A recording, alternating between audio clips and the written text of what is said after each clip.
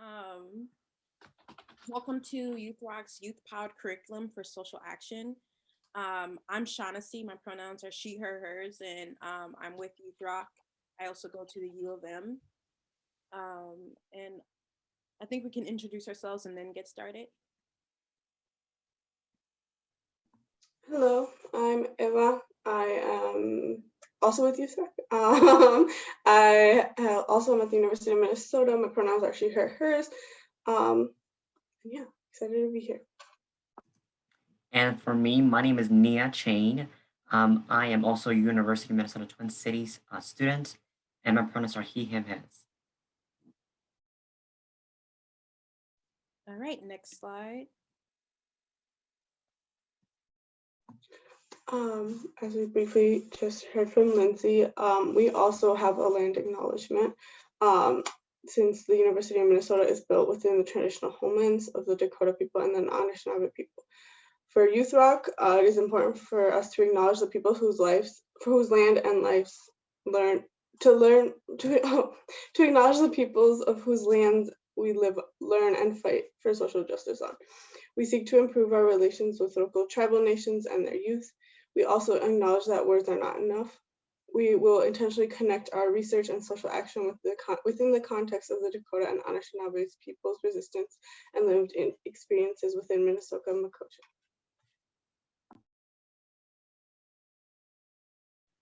Okay, so who is YoUthROC? YoUthROC is a community and university connected youth-led BIPOC participatory action research team. We're currently virtual, but otherwise we work out of the Robert J. Jones Urban Research and Outreach Engagement Center. So that's our team. We're mostly Northside connected, but we are extending those connections to other areas in the Twin Cities. We've been active for around 2 to 3 years now, and we center ourselves around YPAR research, which is a youth-centered action type of research, which we will be talking about later in the presentation. And these are some of our team members. Some of them you'll, actually you won't be meeting. Some of them are gonna be doing a later presentation, but this is our whole team as of this year. Next slide. Okay, so we do have an opener for you guys to do. And I think because it's such a small group that we could do it, everyone can talk. But we want to know what's a couple songs that you guys like really enjoy. And then we're going to collect them and add it to our community playlist that we have on Spotify. And if you follow us on our Instagram at youthroc.umn, you'll be able to find that playlist because we'll post it publicly and you can follow it too because it's going to be a public Spotify playlist. So I don't know if you guys will need some time to think of some songs that you like, but I think we could go first and then you guys can add on. For me, I think, I don't know, a current song I've been really listening to is, I've been listening to, what is it, 34? I don't know, Ariana Grande song. I can't remember the name of it, but it's one of her popular ones that came off her recent album, and that's been stuck in my head.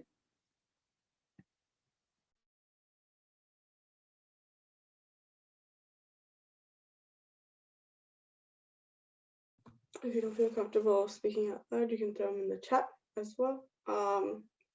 You understand? For me, I would say anything by Bunny right now, or like some really old cumbias are the vibes right now.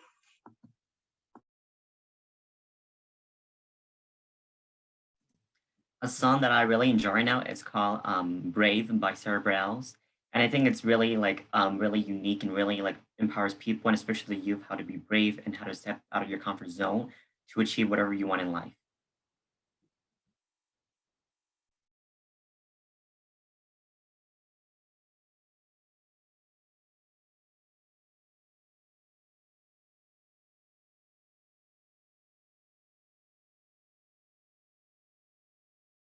Thank you for sharing.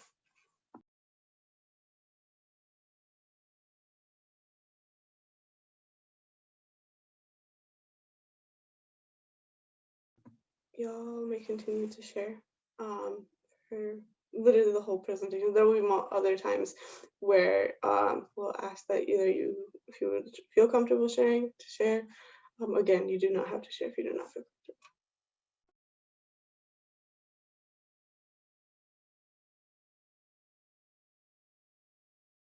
Right, I think we can go to the next slide.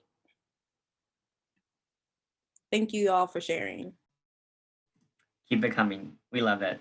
So for this part, we're focusing on youth power curriculum that are built by youth, empowered by youth, and for the youth.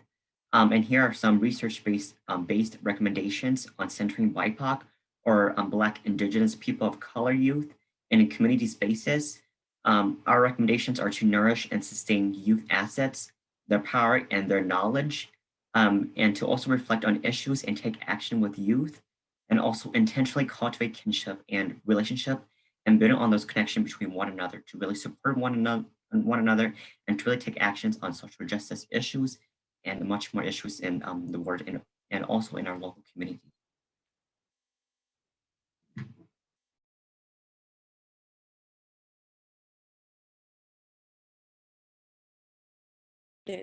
Okay, so this is kind of what we've established as our own lesson planning process.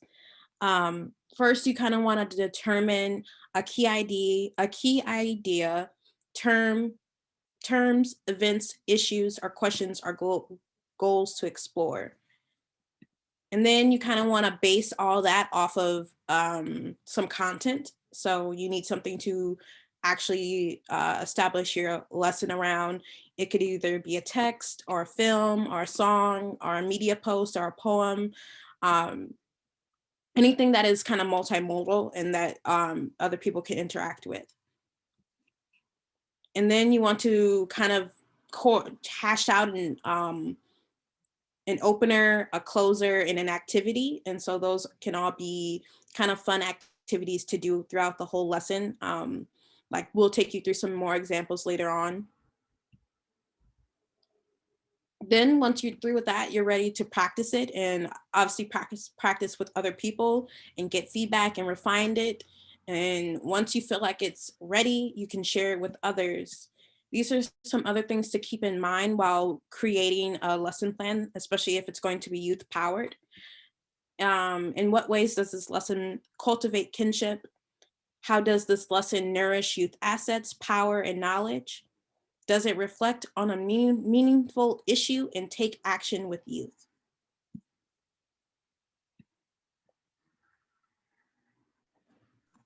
So based off of what Shaunassey just said, we will be going through how we typically create lessons plans based off of our research. So as we started, we typically do openers and activities. So it's an intentional way to cultivate kinship, as that's one of the basis of creating that sense of community that allows us to do our research and allows us to participate in the larger community as well.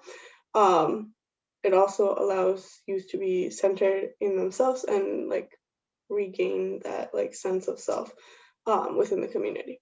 So some of the openers we've done, we play Among Us a lot. We create community playlists.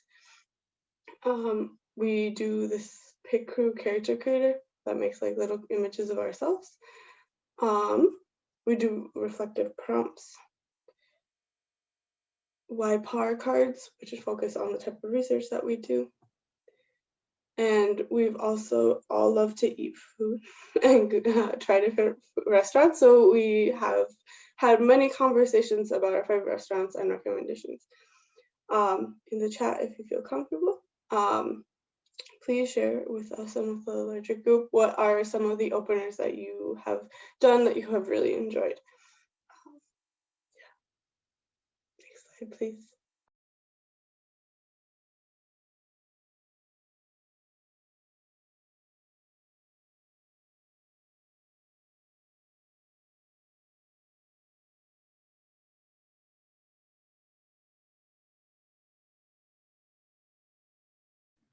Next slide. And yes, Would You Rather is really fun. We've played that before. Okay, so about selecting content.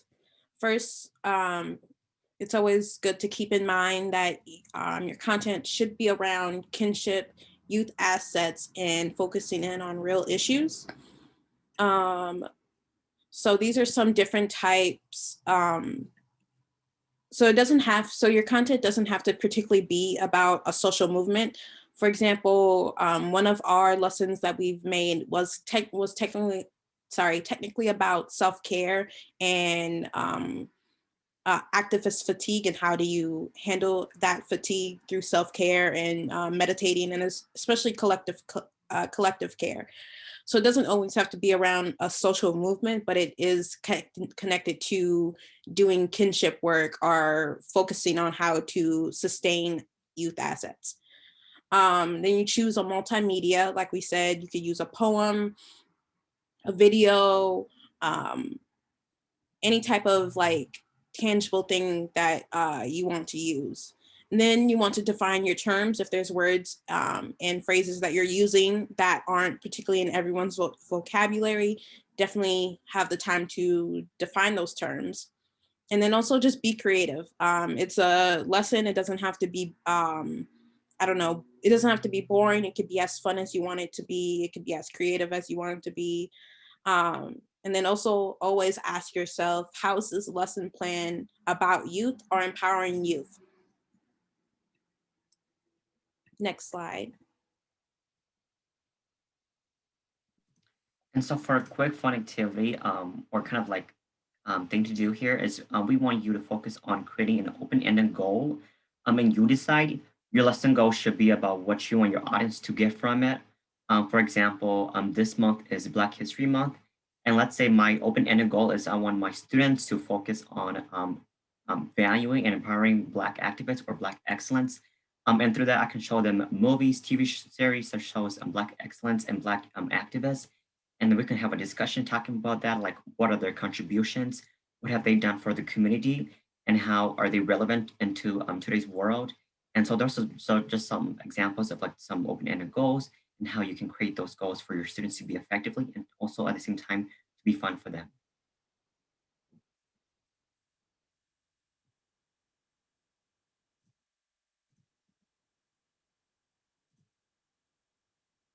So please feel free to keep the open-ended goals coming through. We would love to see them all or anything you have.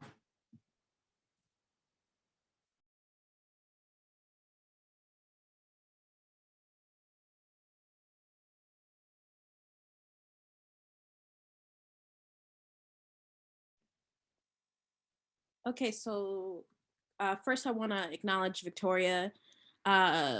Just a quick plug, I'm involved in a project right now related to curriculum. If anyone knows teachers, middle or high school within the Hennepin County that would be interested, please email me at damic023@umn.edu.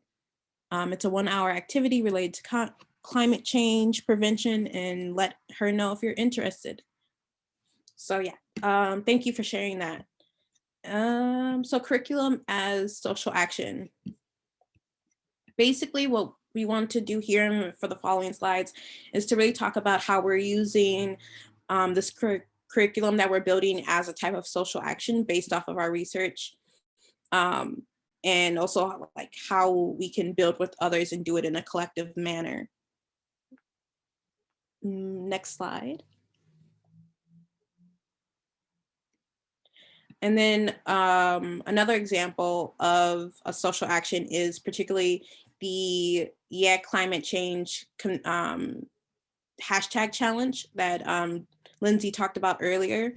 We just kind of want to continue to plug that, especially how it could be a collective means of gathering information and sharing information about what you learned at this convention. So yeah, so make sure you guys either use the hashtag, which is hashtag YCJS 2021 workshop challenge.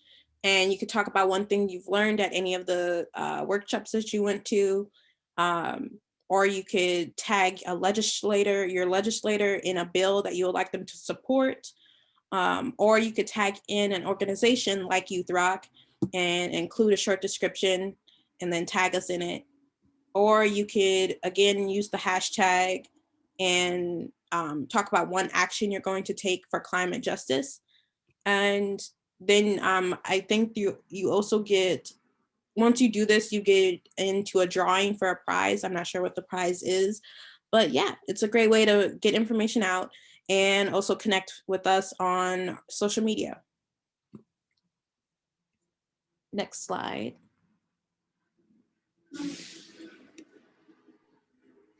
So we've been talking a lot. So we have another check-in. So there are 3 questions that are posed to y'all. You don't have to answer any of them, but answer as many or as few as you want. So the 3 questions are: when has kinship really popped in your communities, in your life? What went wrong in a lesson or a meeting? What was the issue?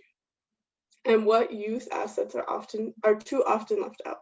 So these are based off of your personal experiences. We just want to hear and see what y'all have lived through and have experienced. So go ahead, and I'll post the text in the chat so you have them there. But Please feel free to answer those questions. We will love your opinions, your contributions, and your thoughts on it. And so I'm going to show an example of our curriculum that was developed by the youth. And so an example is this is a mural. This is taken directly from the YoUthROC building in Plymouth and Penn Avenue in North Minneapolis. This is a street mural located by community members and local middle school teacher Melody Strong. This is a small image of our logo painted at the top right here. This says YoUthROC. This is a small image of our group or of our organization by our member, Victoria Pope. And so this is really amazing because we're able to show our power, our inspiration through art and through different mediums. And so that's kind of like leaving an impact on people, on the future generations, on the youth that comes after us, and also to our current adults right now, because together with the power of youth and adults, amazing things can happen, but it cannot simply happen without just adults working or leading, and it simply cannot happen without with just youth. So both of us need to work together to really create a future for both the youth and the future generations.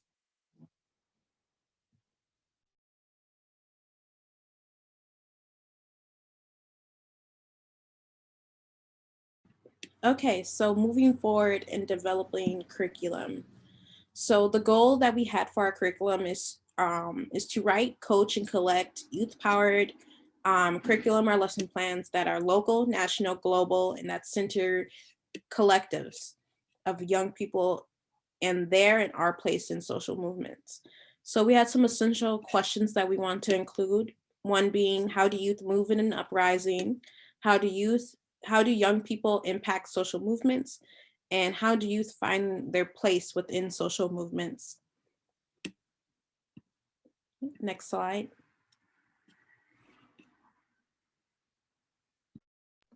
so based off of our research question last May, how do youth move in an uprising? How do youth move? We have developed that based off of our summer research into curriculum. So creating individual lessons that relate to all of that. So one of our first lessons was racial battle, fatigue, and self-care, as Shaunassey had brought up earlier. Another one was Minneapolis's Anti-Racist Action Network in the 1980s. And we also have had lesson plans on the movie Walkout and the book A is for Activists. And all of these lesson plans are created by YoUthROC members or previous YoUthROC members or people that have partnered with YoUthROC and are directed and centered around youth. Next slide, please.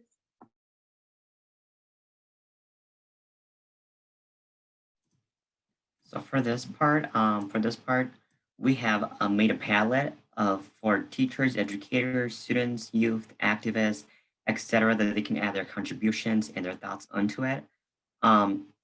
If you look in the picture right here, there's like subtopics within it that says whether that's about the youth movements and like social movements curriculum, or whether that's about care, whether that's about anti-racist network lesson, either in the past or the present, or even student walkouts that can inspire people, can inspire the students, can inspire the community members. And different other subtopics are youth and ethnic studies movements, either the past and the present, to really just foster these kind of like thoughts and these histories. What can we learn from it?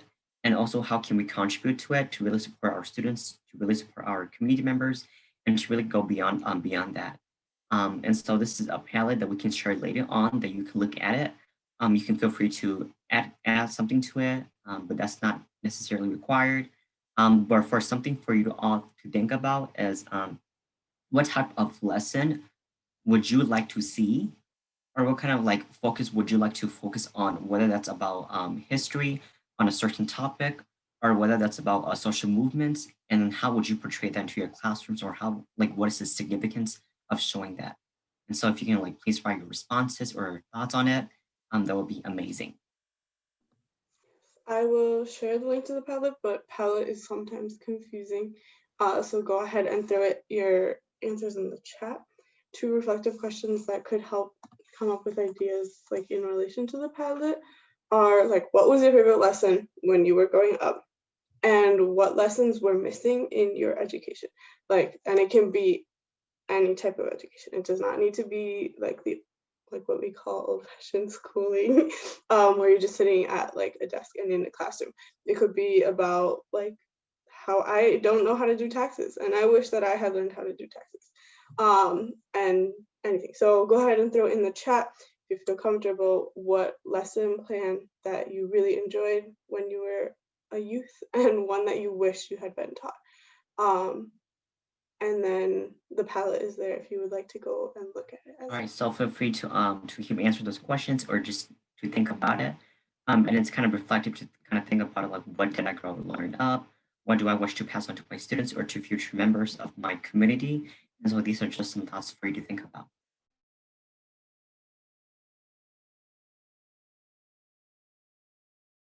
Okay, once again, our social action is developing a collective curriculum, and we're offering that if you want to get a team of youth and develop a curriculum with them and work with us and put it into our whole unit plan, then you should contact with us. Our Instagram and social media accounts are at youthroc.umn, and then you can email our supervisor-ish, Abby, which is at rmba005@umn.edu. And that'll go in the chat, and you guys could copy paste that and contact us if you want to get youth in and build a lesson plan that they're interested around. And these lesson plans can be about anything. Our focus is typically race relations and youth empowerment, but they can be about environmental justice, environmental racism, and many things that we have not had the chance to cover. So if there's anything that you feel passionate about and youth that you know and surround you would like to participate in, we would love to have those lesson plans included in our curriculum and to partner with y'all.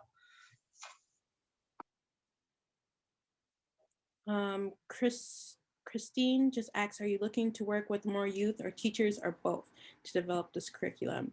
Definitely both. We are usually youth centric, so we wouldn't want to work with just teachers. Youth should be in the room when developing this curriculum and developing these plans. So yeah, we prefer mixed or either youth. Yes.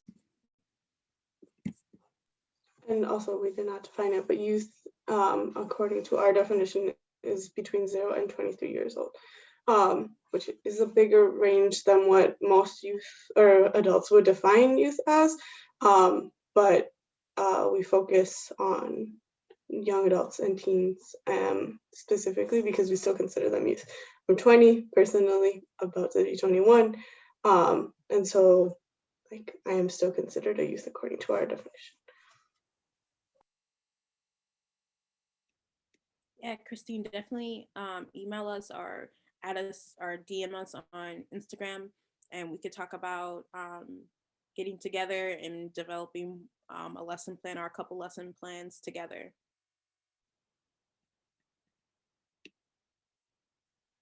Okay, next slide.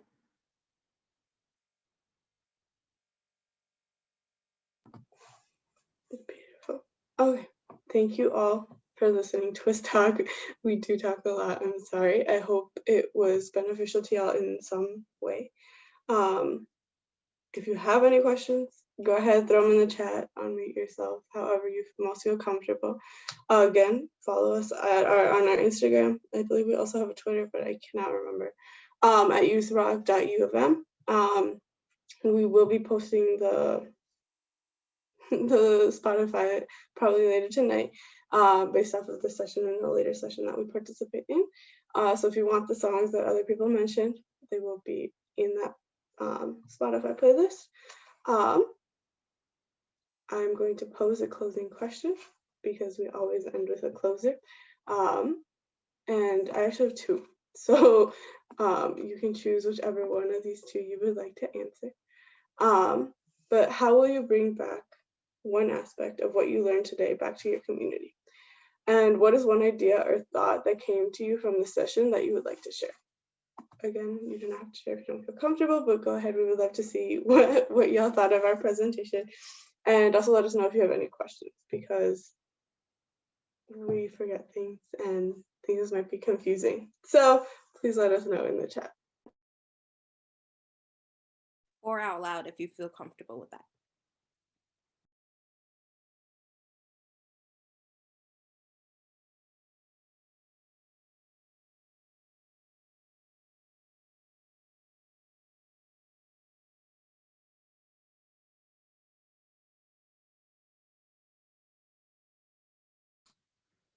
If I could, I'd like to pose a question as things come into the chat. One thing that we struggle with all the time is, so at Climate Generation and my work specifically, we work with teachers, like providing materials to support them, to support youth. And I know our youth team works primarily with youth, and I see a struggle of making those two worlds come together in a lot of ways. And I wonder how you all balance the needs of teachers and the needs of students in presentations when you have both, or in these curricula like Christine asked about. Are there any things that you do to bring those two communities closer together? I can answer that, I think. So based off of personal experience, a lot of what it, just like the basis of it is a lot of kinship. If you don't feel like that personal connection with the teachers that you have classes with, that way it's harder to feel that connection in the lesson planning. So the professors that I connected and the teachers I connected with the most through K through 12 and now also at the university are the people that remember my name and the people that like do that. And so I know teachers also have really big classes and it's going to be hard to remember all of your students' names, but putting in that slight effort to know will allow the curriculum building and the lesson planning to work a lot better. So if you have that sense of kinship within your classroom, it personally worked a lot better for me to actually feel motivated to show up to class and motivated to like put the energy into your readings, and so on and so forth. But for specifically like the curriculum building, I think that youth, we know what we want to learn and having the input of youth is really important, just because a lot of the time we just like for youth of color or youth that have minoritizing identities, there's parts of our identities that we just never learn about in schools. And so focusing on the things that we care about, the intersectional aspects of our identities, focusing on environmental racism and things that like you've heard youth want to learn about, is important. So specifically for our curriculum, we're making it as broad as possible, and we will be presenting it to professors and teachers and being like, hey, here's this. You don't have to use all of it. Ask your students what they want to see. And the goal in the end is by in a few years, that the curriculum will be based off of what your students want. So they will have the chance to build their own curriculum and implement it into yours. And that works really well to allow youth to like build their own curriculum, because it's actually something that like surprisingly we care about. Like I didn't realize I would care about like building curriculums, but in high school I learned that I actually do care about curriculums that personally mean something to me. So that was a long answer, but I hope it answered most. And just also to add, we've currently worked with 2 teachers in their particular classes about curriculum in general. One is actually happening in March. We're planning to go and talk to their YPAR team to develop a curriculum. And then one is also a St. Anthony's middle school teacher. And we've worked with her class a number of different times. And through her, actually, she was my high school English teacher. So that's kind of how that connection was already formed. I knew that she was a good teacher, and I knew she cared about, yes, Allison Chris, shout out to Miss Chris. Through that, I knew that she was like one of the good teachers, and her kids, obviously, she brought her kids through because her kids trusted her and trusted that we weren't going to be a group of college students that were going to like take over and like tell them how to act. And so that's kind of how a lot of our teacher-based connections go. It's reciprocal on the fact that they're going to be bringing us youth who trust them, and we trust, they trust us to not kind of be, I don't know, be a certain type of way about their youth. All right, we only have about 4 minutes left. I think I've said everything I wanted to say. If anyone else has any other questions, we can quickly answer those questions too.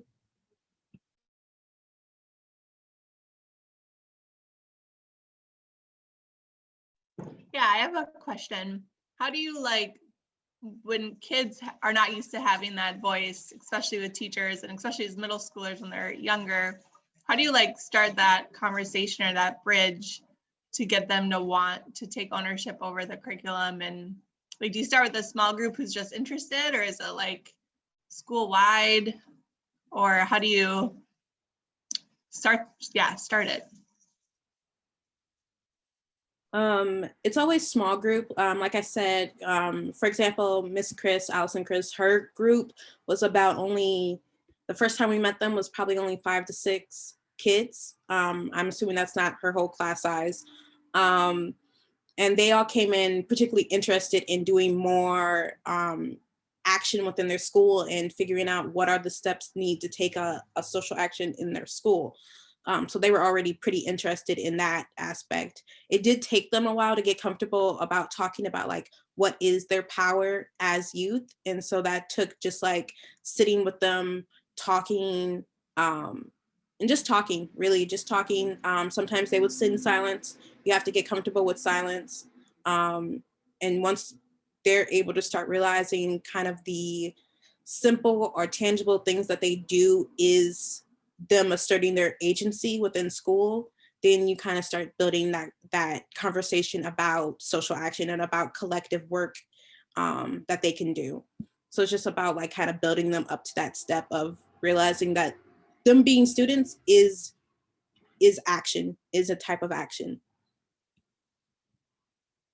Yeah, I agree with what Shaunassey said. And one thing that worked really well for my YPAR research in high school was having my mentor and professor be the person to be like, hey, I have this really cool thing, but I want you to do it with me. I am not like gonna be your person that's in charge of it. But his role was more of making sure that admin wouldn't get mad at us because they did not like YPAR research and didn't like the fact that we were challenging the problems at our school.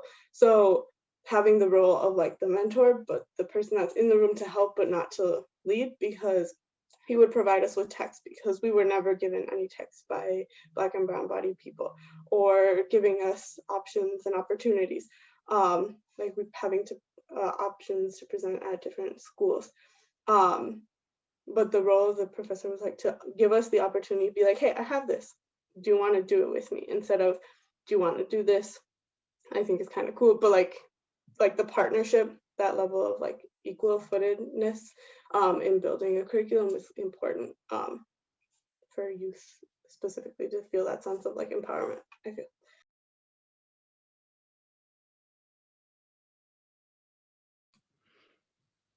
Thanks for those answers. I was just going to mention that we're right on time for ending.